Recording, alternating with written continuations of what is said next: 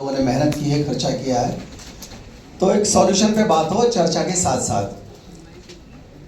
जहां तक इस देश के अंदर जो इस समय हालात हैं, उन हालात की जानकारी आप सबको है। हमारे जो शेड्यूल कास्ट के शेड्यूल ट्राइब के लोग बाग हैं, उनको कुछ भी नाम दे दीजिए, कोई दलित कहेगा, कोई कुछ कहेगा, लेकिन एट्रोसिटीज की ये दशा है कि लगभग 70,000 एट्रोसिटी एक साल में SC ST के ऊपर होते हैं। इतना पूरी दुनिया के अंदर कहीं नहीं होते। मैं आप लोगों से इस बीच में जिन बिंदुओं पर बात करूंगा, आपकी मर्जी भी पूछना चाहूंगा। SC ST एक्ट को किसी ना किसी मामले को लेकर के किसी अन्य मामले को लिया जाता है कोर्ट के द्वारा, और उन्हें लगातार उसको अर्थहीन कर दिया जाता है। इसमें हम लोग अभियान चला रहे हैं कि इसको 9th शेड्यूल में रखा जाए SC ST एक्ट, ताकि इस पर ऐसा ना हो कि हर शनिवार को कोई ना कोई, कभी हाई कोर्ट कभी सुप्रीम कोर्ट, कोई ना कोई आदेश देता रहता है। जो लोग लिखना चाहें वो लिख भी सकते हैं।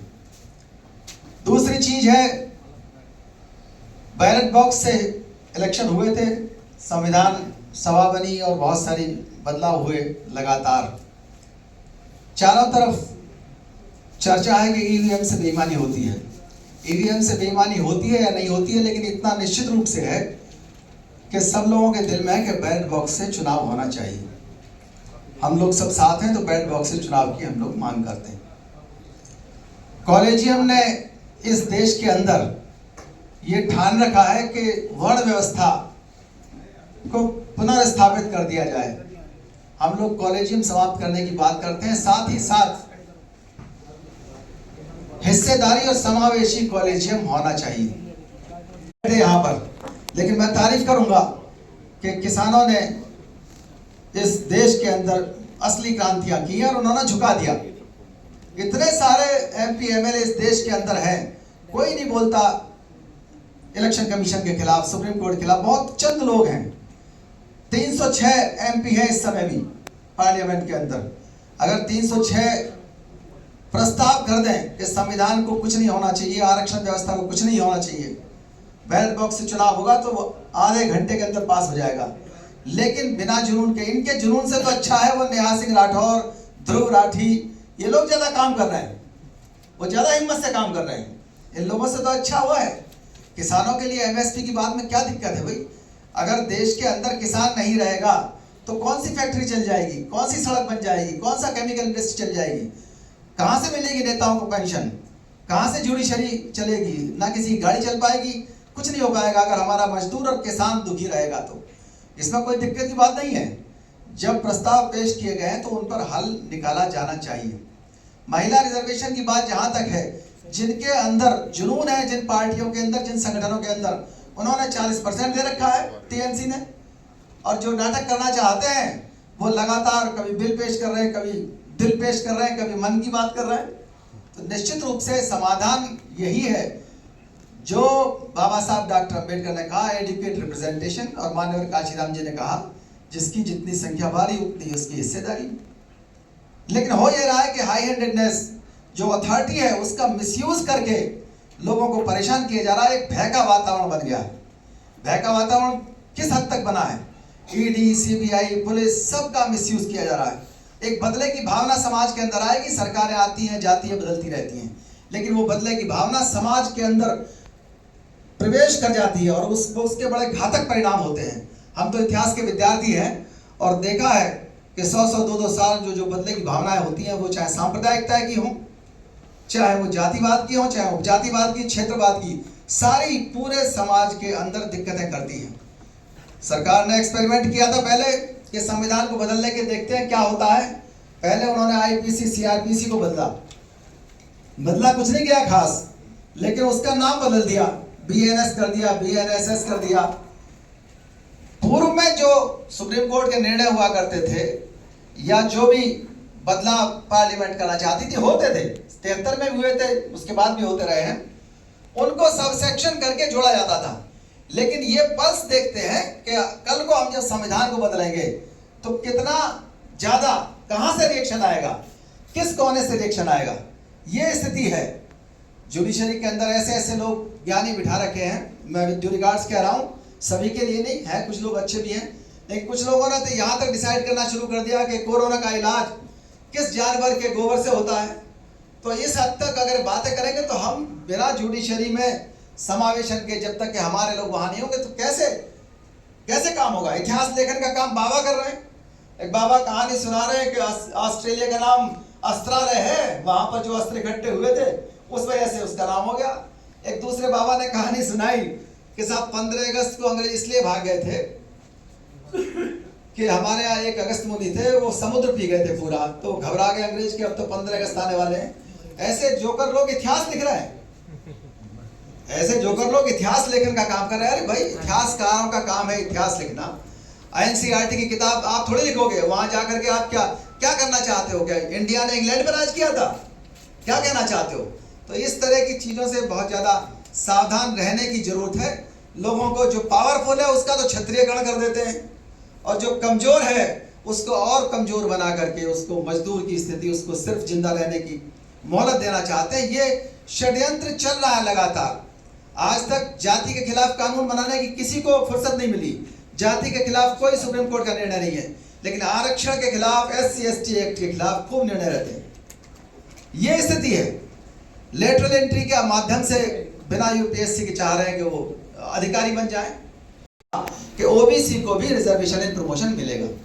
अगर पढ़ लेते तो लागू करते उनके लिए।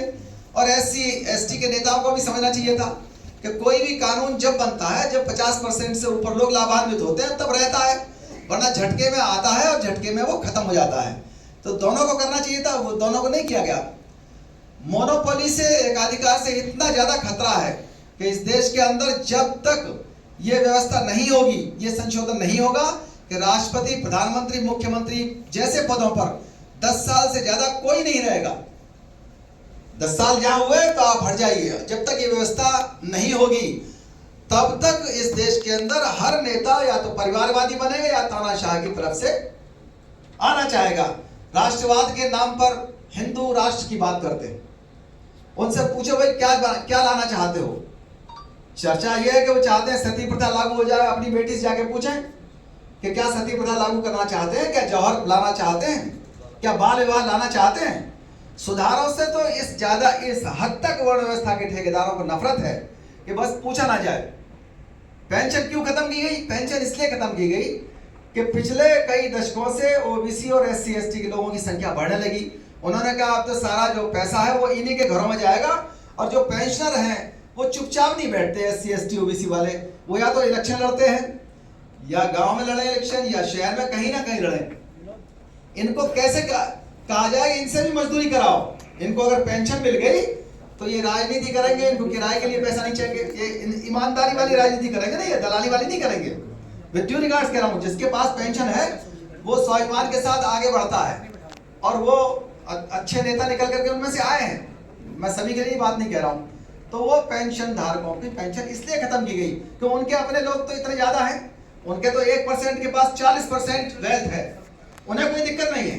एक समान शिक्षा हो जाएगी, एक समान चिकित्सा हो जाएगी, और स्कूल अस्पताल बहुत खुल जाएंगे, सारी व्यवस्था हो जाएगी 0.5% बढ़ने से। लेकिन उन पर 2019 से कोई कर नहीं बढ़ा। जो कर बढ़ रहा है मिडिल क्लास पे बढ़ रहा है, पेंशन धारकों पे बोझ पड़ रहा है। ये स्थिति इनके पास हो रही है। जो सवाल करता है उसको अंदर कर देते हैं, चाहे वो मीडिया वाला हो, चाहे सोशल मीडिया वाला हो। जरा सी बातों पर वो लोग परेशान करने को आ जाते हैं। रिप्रेजेंटेशन की जो स्थिति है, अभी आपने देखा पूरी दुनिया के अंदर सबसे कम रिप्रेजेंटेशन इस देश के लोगों का है।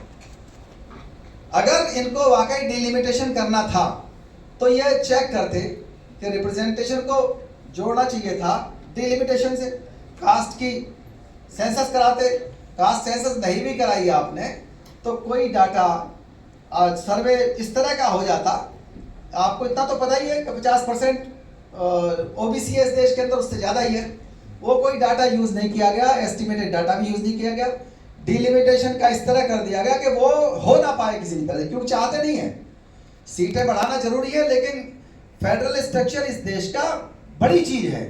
देश की एकता और अखंडता बड़ी चीज है। हमने प्रस्तावित किया था करीब 20 साल पहले कि सांसदों की संख्या इस तरह बढ़ाई जाए कि स्टेट्स का जो शेयर है, अनुपात है, वो कम ना हो, लेकिन बढ़ानी बहुत जरूरी है।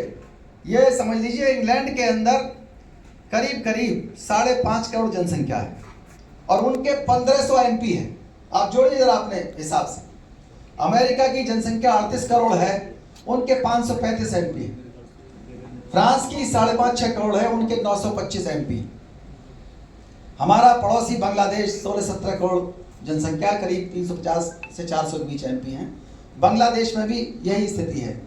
छोटे से छोटा, गरीब से गरीब देश, और यहाँ तक कि चाइना जैसा देश, चाइना की जनसंख्या से ऊपर हमारी जनसंख्या है, उनके पास 2980 एमपी हैं। तो एमपी की संख्या तो बढ़नी चाहिए थी। अगर हमारे किसी भी समाज को ये लगता है कि साहसी समाज को, बासी समाज को, किसी भी समाज को जगह नहीं मिलती, तो निश्चित रूप से हमारा रिप्रेजेंटेशन और हमारी जो संख्या है सांसदों की और विधायकों की, वो बढ़नी चाहिए, लेकिन इस तरह बढ़ाई जाए कि वास्तविक रूप में वो स्टेट के शेयर से जोड़ी जानी चाहिए थी।